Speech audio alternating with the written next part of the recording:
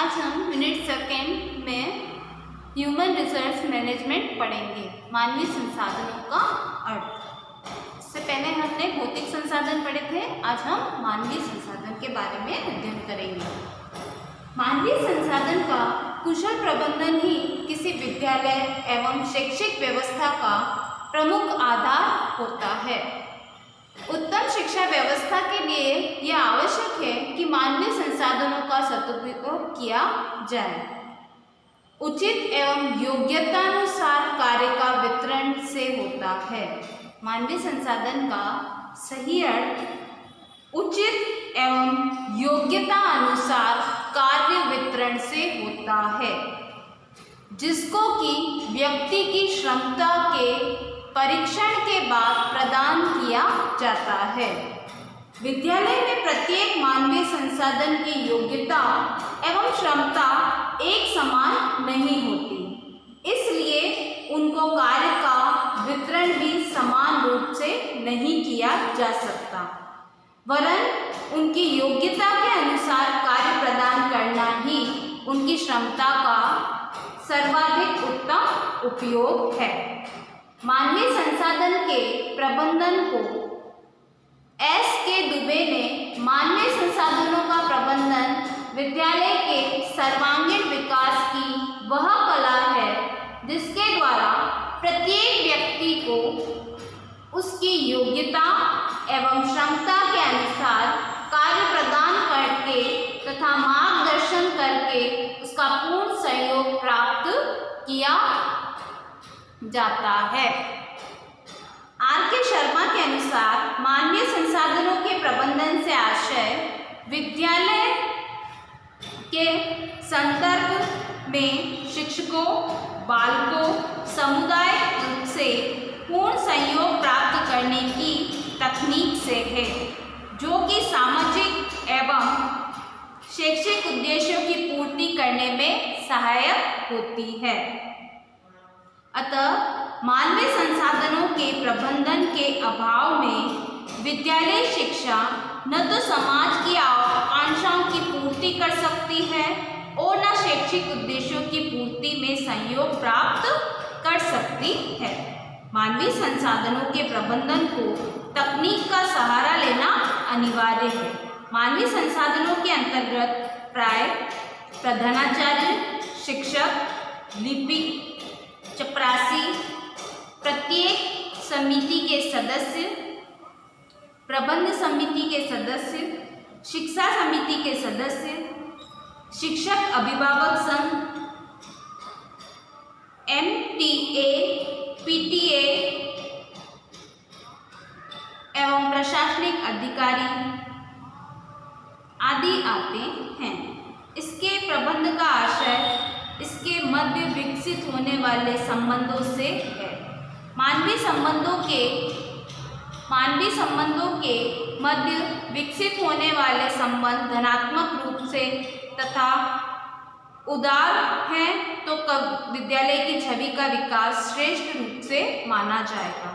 विद्यालय के मानवीय संबंधों का उचित प्रबंध हो रहा है, इसके विपरीत मानवीय संसाधनों के मध्य संबंधों का विकास अमानवीय एवं अनुदार पद्धति से हो रहा है तो विद्यालय की छवि का पतन होता जाएगा तथा यह समझा जाएगा कि विद्यालय में मानवीय संसाधनों का प्रबंध नहीं हो रहा है। इससे स्पष्ट है कि मानवीय संसाधनों के प्रबंध में प्रत्यक्ष संबंध विद्यालय की छवि एवं विकास से होता है। मानवीय संसाधन, जैसा कि इसके नाम से ही प्रतीत हो रहा है कि वो संसाधन जो मानव के रूप में विद्यालय से जुड़े हुए हैं, चाहे वो प्रधानाध्यापक हो, चाहे वो चतुर्थ श्रेणी कर्मचारी हो, चाहे वो लिपिक हो, चाहे वो पीटीआई हो, चाहे वो खेल विभाग से जुड़ा हुआ हो, चाहे वो किसी भी प्रयोगशाला का अध्यक्ष हो, चाहे वो विद्यालय सहायक हो, चाहे वो विद्यालय मित्र हो, चाहे कोई भी मानव जो हो उस संस्था से यदि वो जुड़ा हुआ है तो वह मानवीय संसाधन के अंतर्गत आता है। मानवीय संसाधनों में अच्छा कोऑर्डिनेशन होगा तो मानवीय संसाधन जो है वो विद्यालय की छवि को निखारते हैं।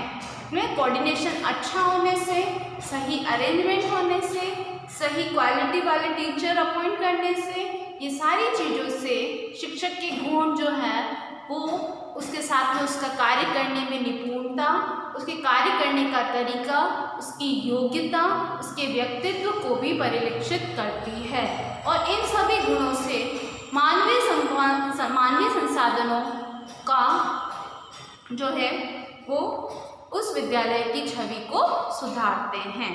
इसके कुछ उद्देश्य हैं, उसमें है मानवीय संसाधनों का प्रमुख उद्देश्य विद्यालय से समृद्ध मानवीय समुदाय का अधिकतम सहयोग प्राप्त करना है, जिससे कि विद्यालय का चहुमुखी विकास संभव हो सके। मानवीय संसाधनों के प्रबंध से प्रत्येक व्यक्ति को उसकी योग्यता के अनुसार कार्य मिलता है, जिससे वह संतुष्ट होता है। अब जिसने मतलब जो साक्षर है, सिर्फ साक्षर है, तो वो पियोन का कार्य करे तो उसकी योग्यता उसके अनुसार है। यदि यही कार्य एक शिक्षक करे तो क्या वो उसकी योग्यता के अनुसार होगा? नहीं होगा। क्यों नहीं होगा? क्योंकि उसके नॉर्म्स एंड वैल्यूज उसके अकॉर्डिंग नहीं है ना। तो हर व्यक्ति की योग्यता निर्धारित है कि इसके लिए न्यूनतम ये योग्यता तो होनी चाहिए। वो कितना एलिजिबल है, वो कितना कैपेबल है, वो कितना उस पोस्ट को डिजर्व करता है, ये सारी चीज़ें इसके अंतर्गत देखी जाती है। मानवीय संसाधनों के प्रबंधन से विद्यालय व्यवस्था में गुणात्मक सुधार होता है, क्योंकि प्रत्येक व्यक्ति का कार्य गुणवत्तापूर्ण होता है। मानवीय संसाधनों के प्रबंधन में अनुशासन की भावना का विकास होता है, क्योंकि प्रत्येक व्यक्ति अपने निर्धारित कार्य में निष्ठा के साथ संलग्न रहता है। मानवीय संसाधनों के प्रबंधन में विद्यालय समाज की आकांक्षाओं की पूर्ति करने में सक्षम होता है। समाज का भी उसमें महत्वपूर्ण योगदान होता है। मानवीय संसाधनों के प्रबंधन से शैक्षिक उद्देश्यों की प्राप्ति सरल एवं प्रभावी हो जाती है। मानवीय संसाधनों के प्रबंधन की विद्यालय से वांछित विकास के लिए आवश्यकता होती है, क्योंकि इसके अभाव में मानवीय संसाधन का सर्वोत्तम उपयोग नहीं किया जा सकता। सर्वोत्तम प्रबंधन के द्वारा ही विद्यालय का चहुमुखी विकास को संभव हो पाता है। इसमें मानवीय संसाधन निम्नलिखित प्रकार होते हैं। सबसे पहला, इसमें 3 प्रकार होते हैं: शिक्षकों का प्रबंधन करना, छात्रों का प्रबंधन करना और समुदाय का प्रबंधन करना। अब है शिक्षकों का प्रबंधन।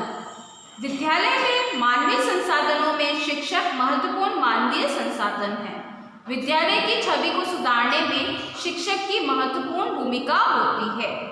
प्रबंधक के द्वारा शिक्षक को उसके कर्तव्य एवं उत्तरदायित्व का ज्ञान कराया जा सकता है, जिसके द्वारा वह अपने कार्यों का निर्वाह उचित प्रकार से कर सके।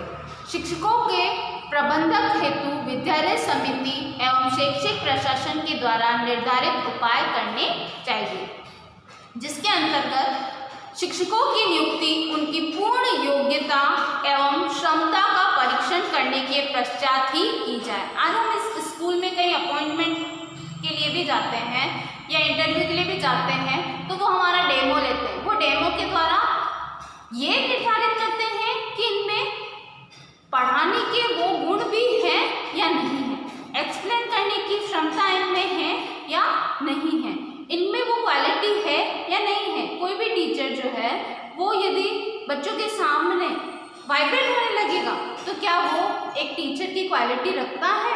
तो ऐसी क्षमताएं उनमें निर्धारित की जाती हैं, उनमें अवलोकित की जाती हैं, जो एक टीचर के संपूर्ण गुण में, व्यक्तित्व में होनी चाहिए। क्या ऐसे गुण उनमें हैं?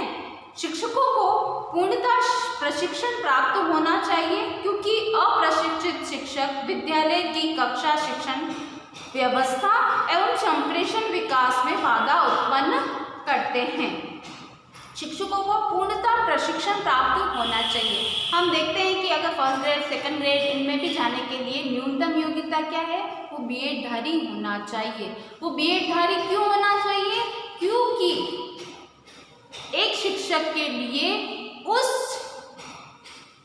विषय में वो निपुणता लिए हुए हो जिसमें उसने अपना स्पेशलाइजेशन ले रखा है ना। तो उसके लिए उसको ट्रेनिंग की आवश्यकता होती है और ये वही एक साधन है जिसमें प्रशिक्षण दिया जाता है कि व्यक्ति जो है वो एजुकेटेड तो है लेकिन उसको वो ट्रेनिंग दी जाती है जिसमें वो स्किल डेवलप की जा सके, जिससे उसमें एक कॉन्फिडेंस आ सके, उसकी योग्यताओं में निखार आ सके, उसके साथ में ही उसमें वो टेक्निक्स और वो स्किल डेवलप हो सके जो बच्चे के मन को समझने के लिए अनिवार्य है। जिसमें छोटी छोटी टिप्स बताई जाती हैं, उसमें जैसे मोटिवेशन स्किल है ना, उनको उनके इंडिविजुअल डिफरेंस उनका देखा जा सके, बच्चों में क्या क्या समस्याएं आती हैं, बच्चे कितने टाइप्स के होते हैं, मंद बुद्धि है, तीव्र बुद्धि है, प्रखर बुद्धि है, प्रतिभाशाली है, गॉड गिफ्टेड है, तो ये सारी चीज़ें उनमें अवलोकित की जा सके। शिक्षकों को समय समय पर सेवारत प्रशिक्षण प्रदान करते रहना चाहिए जिससे वे नवीनतम शिक्षण विधियों से परिचित हो सके। तो हम देखते हैं कि कितने ही गवर्नमेंट में हैं या फिर जो प्राइवेट भी कर रहे हैं तो उनके लिए सेमिनार आयोजित की जाती हैं या फिर गवर्नमेंट में इन सर्विस प्रोग्राम जो है ऑर्गेनाइज किए जाते हैं जिसमें नई टेक्निक्स जो है उसको कैसे यूज़ करना है, उसको कैसे प्रयोग में अप्लाई करना है, उसको कैसे अप्लाई किया जा सकता है, ये सारी बातें जो है उन्हें बताई जा सकती हैं। और उसके साथ में कौन सी नई टेक्निक्स आई हैं, उसका यूज़ किस तरीके से करते हैं, किन बच्चों पे अप्लाई करना है, ये सारी भी उन्हें ध्यान कराया जा सके। शिक्षकों को उनकी रुचि एवं योग्यता के अनुसार पाठ्यक्रम पाठ्य सहगामी क्रियाओं का प्रभारी बनाया जाए जिससे वो पूर्ण मनोयोग का सहयोग दे सके। को करिकुलम एक्टिविटीज़ को भी इसके अंतर्गत इंक्लूड किया गया है क्योंकि जब तक कोई टीचर क्रिएटिव नहीं होगा है ना, उसमें पढ़ाने की कला के साथ में कलात्मक रचनात्मक क्षमताएं उसमें नहीं होगी, चाहे वो साहित्यिक हो, चाहे वो चित्रकारी में हो, चाहे वो संगीत में हो, चाहे उसके व्यक्तित्व में हो।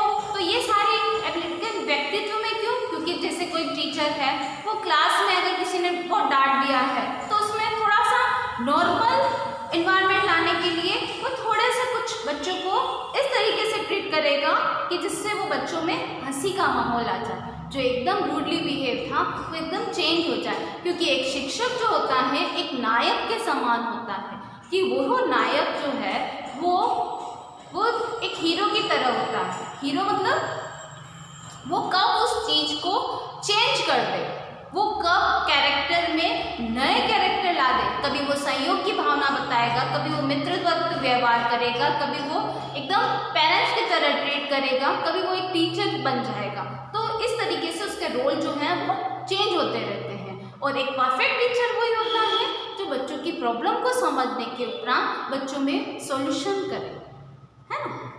अब शिक्षकों को उनकी रुचि एवं योग्यता के अनुसार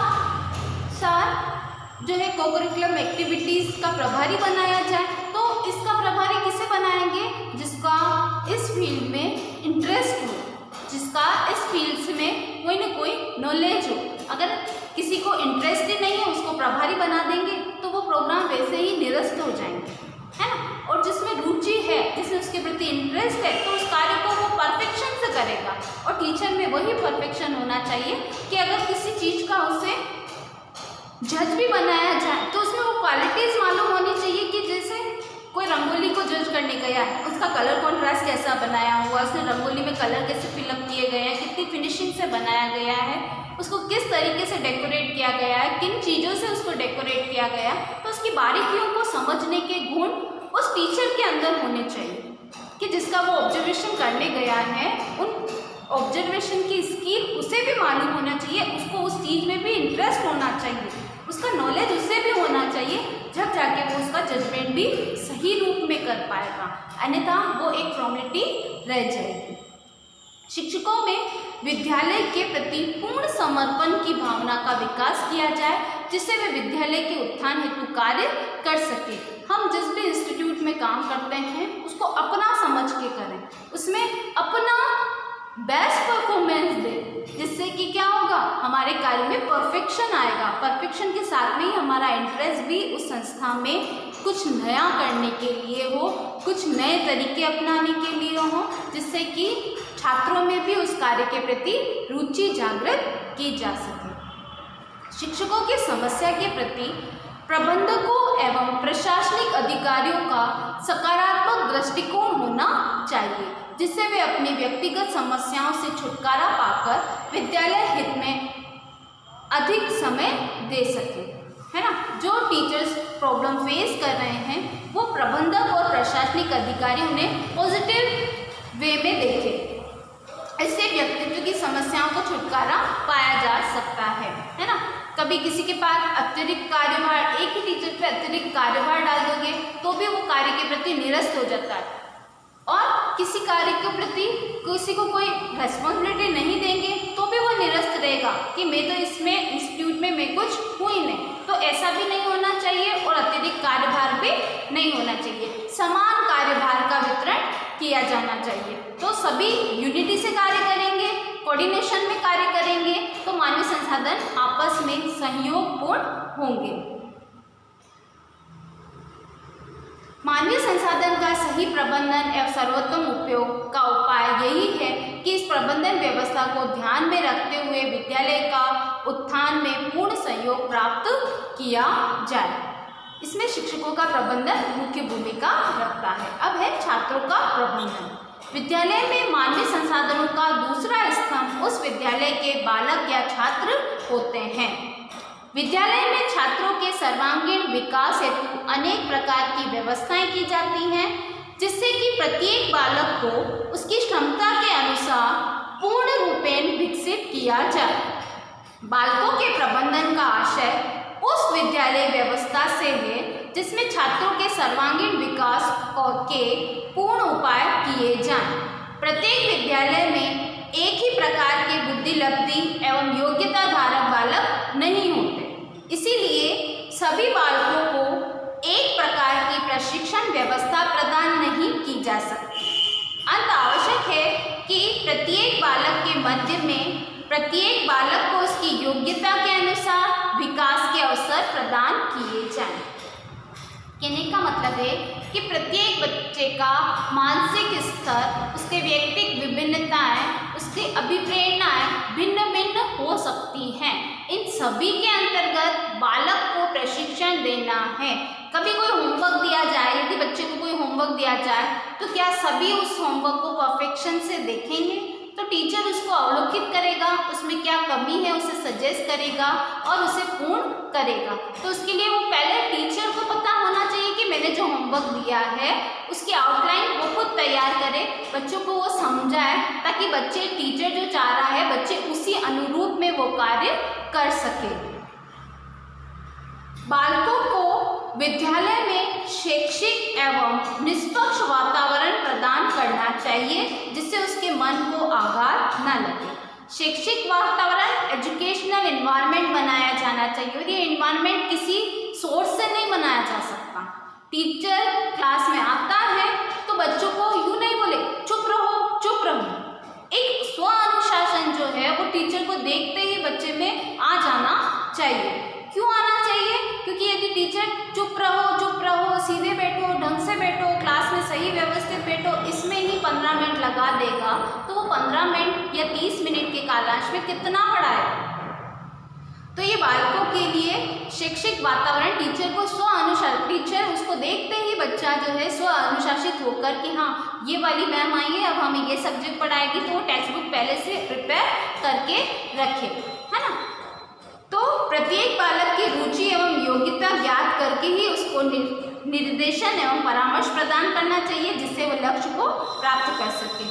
कोई बच्चा है वो जल्दी याद कर लेता है, उसकी राइटिंग अच्छी है, उसके साथ में उसका कार्य करने का तरीका अच्छा है, तो विद्यालय में कोई कंपटीशन हुआ है तो बच्चे कौन ज़्यादा प्रेफर करेगा? जो कभी आया ही नहीं बच्चा उसको, या फिर जो रेगुलर है, जो रोज आता है, वो याद कर लेता है, उसमें कैपेसिटी है उसको याद करने की, उसको समझने की, तो बच्चे को ज़्यादा प्रेफर वही करेगा। इसका अर्थ ये नहीं है कि जो बच्चे को समझ में नहीं आ रहा है उसमें कोई क्वालिटी नहीं है। प्रत्येक बच्चा योग्यता से संपूर्ण है, बस फर्क इतना है कि उन योग्यताओं को उभारना शिक्षक को आना चाहिए। शिक्षक, कोई बच्चा जो है वो अपनी कॉपी में बैठ के ही ड्राइंग करता है, लेकिन उसे वो प्लेटफॉर्म नहीं मिलता है कि वो उस स्तर पर जाके कार्य कर सके, तो शिक्षक को उसे मोटिवेट करना चाहिए कि नहीं, यू कैन डू इट, तुम ये कर सकते हो। ये विश्वास उसमें जगाने की आवश्यकता होती है, जो एक शिक्षक ही अपने बालकों में जागृत कर सकता है। प्रतिभाशाली एवं सामान्य बालकों के कार्य में मनोवैज्ञानिक विभेद करना चाहिए, जिससे कि कार्य करने में उनको मन पूर्ण लग सके, है ना। तो मन पूर्ण कब लगेगा?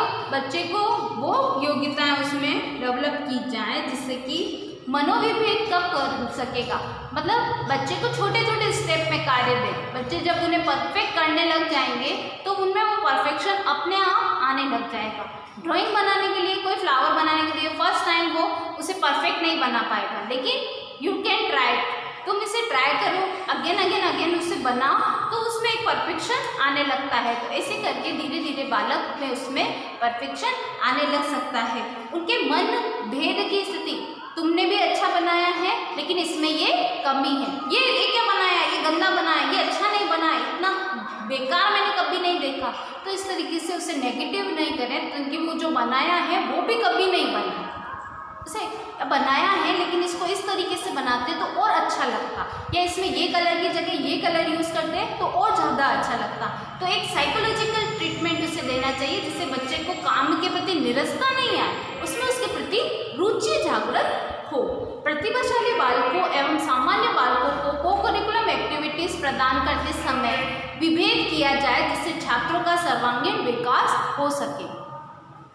कोई बच्चा है वो दौड़ता अच्छा है तो उसे खेलकूद में जाना चाहिए, कोई बच्चा है तो बोलता अच्छा है तो उसे साहित्यिक प्रवृत्तियों में जाना चाहिए, कोई बच्चा है जो लिखता अच्छा है तो उसे कविताएं वगैरह ये है उसके गुण को निखारना चाहिए। तो जो लिखता अच्छा है वो बोल भी अच्छा सकता है ना। तो इस तरीके से उनकी परफेक्शन जो है को-करिकुलम एक्टिविटीज से, जिससे क्योंकि मानव का सर्वग्रथी शिक्षा का मुख्य उद्देश्य एवं व्यापक उद्देश्य ही यही है कि वो समाजोपयोगी कार्य कर सके, तो वो चीज़ से अपना प्रोफेशन मतलब अपना प्रोफेशनल बना सकता है, उसमें कोई पोस्ट पे जा सकता है।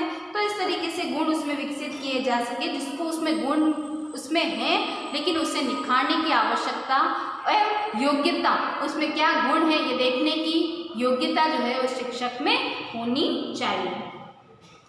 विद्यालय व्यवस्था में बालकों को पूर्ण सहयोग लिया जाए एवं विभिन्न विषयों पर उनके विचार जाने जाए। बालकों का जब तक सहयोग पूर्ण रूप से नहीं होगा तब तक उस कार्य का जो है संपादन कभी भी अच्छी तरीके से नहीं किया जा सकता। जब तक बच्चे उस चीज़ में इंटरेस्ट नहीं लेंगे, उस चीज़ को नहीं समझेंगे, कोई भी कार्य परफेक्ट रूप से नहीं किया जा सकेगा। बालकों की सक्रिय सहयोग पर विशेष ध्यान दिया जाना चाहिए, जिससे बालकों में यह अनुभव हो कि विद्यालय व्यवस्था तथा अनुशासन विद्यालय के लिए एक घनिष्ठ अंग है। अब है समुदाय का प्रबंधन। विद्यालय में प्रौढ़ शिक्षा केंद्रों का संचालन करना चाहिए, जिससे बुजुर्ग या वरिष्ठ ग्रामीण विद्यालय व्यवस्था को जान सके तथा उनमें सहयोग कर सके। विद्यालय में सामुदायिक क्रियाओं का आयोजन करना चाहिए, जिससे समुदाय के सदस्य विद्यालय में उपस्थित होकर विद्यालय की प्रगति के बारे में जान सके। समुदाय से संबंधित सेवा समूह का निर्माण किया जाए, जिसे विद्यालय में समय समय पर आमंत्रित किया जाए, जिससे विद्यालय के स्वरूप से परिचित हो सके एवं विद्यालय को सहयोग दे सके। समाज की सेवा के लिए आवश्यकता के अनुसार विद्यालय भवन उपलब्ध कराने चाहिए, जिससे समुदाय के व्यक्ति आर्थिक सहयोग प्राप्त कर सके एवं विद्यालय को उन्नति की ओर पहुंचा सके। समुदाय के प्रतिष्ठित व्यक्तियों को विद्यालय में आमंत्रित करना चाहिए, जिससे उनके सहयोग, उनके व्यक्ति की विद्यालय के उपस्थिति हो तथा उनके विद्यालय में उत्थान एवं सहभागिता प्रकट सके। अभिभावकों को समय समय पर विद्यालय में आमंत्रित करना चाहिए, जिससे अभिभावकों से भी विद्यालय का व्यवस्था के उत्थान में सहयोग प्राप्त किया जा सके। इसके लिए अभिभावक दिवस की भूमिका भी श्रेष्ठ रहती है। भारत एक विशाल जनसंख्या वाला देश है। इसकी शिक्षा व्यवस्था मात्र सरकारी प्रयत्नों द्वारा ही संभव नहीं है। शैक्षिक समस्याओं का प्रभावी ढंग से हल ढूंढना कठिन है, लेकिन उनके अभिकरण इसमें सहयोग मात्र होते हैं। समुदाय प्रबंधन के अंतर्गत ग्राम शिक्षा समिति, विद्यालय प्रबंधन समिति, शिक्षक अभिभावक संघ, मातृ शिक्षक संघ एवं विद्यालय प्रेरक दल प्रमुख रूप से सम्मिलित किए जाते हैं। विद्यालय प्रबंधन में शिक्षक की भूमिका। हुमायूं कबीर का कथन है कि वे शिक्षक राष्ट्र के भाग्य निर्माणक हैं, जिसमें प्रत्येक रूप से सत्य प्रतीत होता है।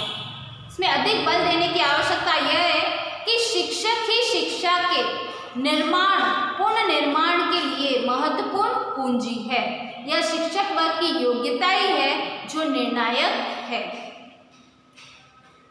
शिक्षा पद्धति की सफलता शिक्षकों की योग्यता पर निर्भर है। अच्छे शिक्षकों के अभाव में सर्वोत्तम शिक्षा पद्धति का भी असफल होना असंभव भी है। अच्छे शिक्षकों को द्वारा शिक्षा पद्धति के दोषों को अधिकांशतः दूर किया जा सकता है। अतः माध्यमिक शिक्षा आयोग ने भी इसके बारे में कहा है कि अपेक्षित शिक्षा के पुनर्निर्माण से सबसे महत्वपूर्ण तत्व शिक्षक, उसके व्यक्तित्व के गुण, उसकी शैक्षणिक योग्यताएं, उसका व्यावसायिक प्रशिक्षण, उसकी स्थिति जो विद्यालय तथा समाज में गहन कार्य करती है। विद्यालय की प्रतिष्ठा एवं समाज में जीवन एवं उसका प्रभाव निसंदेह उस रूप में देखा जाता है जो शिक्षकों को विद्यालय की छवि के रूप में दिखता है। विद्यालय का, उसके शिक्षकों का प्रभाव, उसके प्रबंधन का प्रभाव स्पष्ट रूप से तभी दिखेगा जब उसकी विद्यालय की छवि को देखा जाए। शिक्षक के महत्वपूर्ण गुण। एक शिक्षक में व्यक्तिगत गुण अलग होंगे, उसके व्यवसायिक गुण अलग होंगे। उसके व्यक्तिगत गुण में उसका उत्तम स्वास्थ्य एवं जीवन शक्ति होगा। शिक्षक का यह गुण, उसका स्वास्थ्य उत्तम हो। परिणामों के आधार पर देखा गया है कि स्वस्थ शरीर में स्वस्थ मस्तिष्क का उच्च प्रकार का संबंध है। जीवन की सफलता प्राप्त करने के लिए अच्छा एवं स्वस्थ प्राणी होना आवश्यक है। यदि शिक्षक बीमार है तो वह भली प्रकार से अध्ययन नहीं करा सकता, क्योंकि शक्ति एवं स्फूर्ति शिक्षक के कार्य में आशावादिता, उत्साह एवं जीवन शक्ति लाती है। शिक्षक केवल शारीरिक रूप से हस्तपुष्ट होना ही आवश्यक नहीं है, वरन उसकी चेतनता भी होना उसमें आवश्यक है। संतुलनात्मक संतुलन, संवेगात्मक संतुलन। शिक्षा में संवेगात्मक संतुलन का होना आवश्यक है। इसके अभाव में अपने छात्रों का भावात्मक विकास करने में असफल होगा। सामाजिक गुण वाला होना चाहिए, उच्च चरित्र एवं दृढ़ संकल्प वाला होना चाहिए, नेतृत्व की क्षमता वाला होना चाहिए। शिक्षक जिस प्रकार से नेतृत्व की क्षमता की आवश्यकता है उस प्रकार से नेतृत्व से भिन्न है, तो शिक्षक का नेतृत्व उसके चरित्र, उसकी शक्ति, प्रभावशालीता, दूसरों पर से प्राप्त आदर पर निर्भर करता है। अर्थात शिक्षकों का नेतृत्व एवं व्यक्तित्व पथ प्रदर्शन करने वाला होना चाहिए, समूह के साथ कार्य करने वाला होना चाहिए, सहायता देने वाला होना चाहिए, समूह को, शिक्षक को सामान्य धैर्य देने वाला होना चाहिए। उसके साथ में ही उसमें इतनी योग्यता होनी चाहिए कि वो शिक्षक जो है वो अपने गुणों को इस तरीके से प्रज्वलित करे कि छात्र रूपी जो रोशनी जो आ रही है उसको गहन कर सके, अपने अंदर समाहित कर सके। मित्रता एवं सहानुभूतिपूर्ण उसका व्यवहार होना चाहिए। उसमें व्यावसायिक गुण में विषय का पूर्ण ज्ञाता होना चाहिए, व्यावसायिक उसमें प्रशिक्षण होना चाहिए, उसमें व्यावसायिक निष्ठा होनी चाहिए, अपने कार्य के प्रति उसमें निष्ठा होना चाहिए। एक अच्छे शिक्षक का प्रथम गुण यही है कि वह एक अध्यापक हो और कुछ नहीं, उसका शिक्षक के रूप में प्रशिक्षित किया जाए। उसे यह ध्यान रखना चाहिए कि इस व्यवसाय को ग्रहण किया है जिसमें उसकी पूर्ण निष्ठा के साथ वो कार्य करेगा। को-करिकुलम एक्टिविटी में उसकी रुचि होनी चाहिए, उसके प्रयोग एवं अनुसंधान में रुचि, रिसर्च में होनी चाहिए, उसका प्रैक्टिकल बेस में उसका नॉलेज अच्छा होना चाहिए, उसके जो है वो हमेशा कोई ना कोई रिसर्च करते रहना वाला होना चाहिए। इसके साथ में शिक्षकों की नियुक्ति के समय शिक्षक प्रत्यांशी की योग्यता होनी चाहिए, शिक्षक प्रत्यांशी में व्यावसायिक तैयारी होनी चाहिए, शिक्षक सदस्यों का प्रमाणीकरण होना चाहिए, समाज सेवा की उसमें भावना होनी चाहिए, सेवा काल में ज्ञान वृद्धि होनी चाहिए, उसमें संगठन होना चाहिए, स्वतंत्र त्यागपत्र होना चाहिए, नैतिकता का स्तर उसमें अच्छा होना चाहिए। इन सभी कार्यों के साथ में शिक्षकों का पूर्वाभिमुखीकरण होना आवश्यक है। पूर्वाभिमुखीकरण का अर्थात झुकाव से संबंधित होता है। इससे के द्वारा यह ज्ञात किया जाता है कि शिक्षक शिक्षा किस दिशा की ओर जा रही है और इसमें किन किन महत्वपूर्ण तथ्यों का समावेश होता है। अभिमुखता के बिंदु को उन तथ्यों की ओर संकेत करता है जो तत्कालीन समय में समाज के विकास के लिए आवश्यक है। जैसे वर्तमान समय में बाल केंद्रित शिक्षा व्यवस्था का प्रमुख बल दिया गया है। इसके परिणाम स्वरूप शिक्षक शिक्षा में उन सभी बिंदुओं को सम्मिलित किया जाता है जो बाल केंद्रित शिक्षा व्यवस्था को बढ़ावा देती है। शिक्षक शिक्षा में अभिमुख बिंदु जो शिक्षक शिक्षा के झुकाव को प्रदर्शित करता है। पूर्वाभिमुखीकरण से आशय जो है वो शिक्षक शिक्षा में तकनीकी का प्रयोग करना है, क्रियाशीलता की ओर झुकाव देना है, शिक्षण अधिगम सामग्रियों का उपयोग करना है, शिक्षक शिक्षा में आधुनिकीकरण करना है, नवीन शिक्षण विधियों का प्रयोग करना है, ज्ञान में स्थायित्व आए ऐसे ज्ञान को उन्हें देना है, शिक्षक शिक्षा में अनुसंधान करना है, शिक्षक शिक्षा में प्रयोगात्मक कार्य करने हैं, शिक्षक कक्षा में संप्रेषण उत्तम हो ऐसा वातावरण निर्मित करना है, शिक्षक शिक्षा में योजना का प्रयोग करना है, शिक्षक शिक्षा में व्यावसायिकता का समावेश करना है, कौशलों का विकास करना है, उसका प्रभावशीलता की ओर झुकाव देखना है, उसे अच्छा मनोविज्ञान का ज्ञान हो, सूक्ष्म शिक्षण का वो प्रयोग करता हो, क्रियात्मक अनुसंधान का वो कार्य करता हो, शिक्षकों में व्यावसायिक गुण भी होना चाहिए। इसके साथ में ही शिक्षकों को